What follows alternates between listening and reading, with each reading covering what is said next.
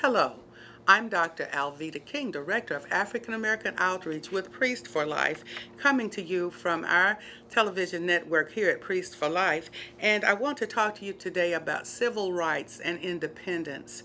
Of course, this is being filmed in the year of 2014, near Independence Day, July 4th. But if you're seeing it later or maybe another year, another time, prayerfully this message will still be relevant.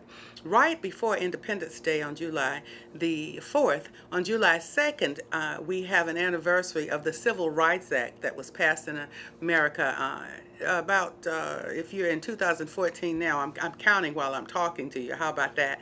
But 50 years ago in 2014, the Civil Rights Act was signed into law.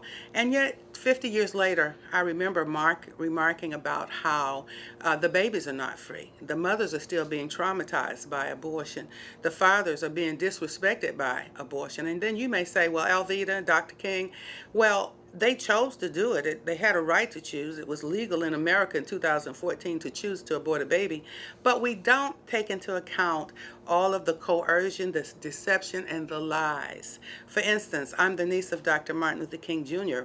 and Planned Parenthood, the largest abortion provider in America, and really they've a stronghold all over the world with abortion right now because abortion is going to come down. People are going to see the truth. But Planned Parenthood wants people to believe that my uncle, Dr. Martin Luther King Jr., supported abortion and carcinogenic birth control.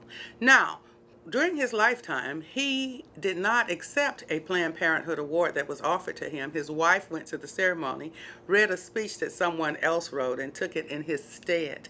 However, during his lifetime, he did support the concept of natural family planning, natural birth control. And that means that a married couple, a man and a wife, go in prayer before the Lord and decide, Lord, we're going to let you come into our lives and order our steps and our family. And so there are procedures whereby the Lord can help us to even manage our sexuality.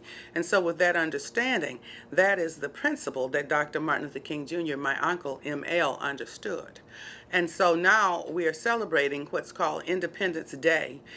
In America, July 4th, 4th of July, and then July 2nd, the signing of the Civil Rights Act. And yet we have to understand that people are still being deceived, babies by the hundreds of thousands. In the year of 2014, over 50 million babies legally killed by abortion in America. Thousands of women hurt, maimed, hundreds of women killed in acts of abortion, fathers disregarded and disrespected and uninformed about their seed being cut off by those decisions. And so I would say that if we're really going to be free, if there's really going to be liberty, if we're genuinely going to have civil rights, then we must do it from conception or fertilization until natural death. So let's let freedom ring for real. And I pray that, and I pray that you'll pray with me.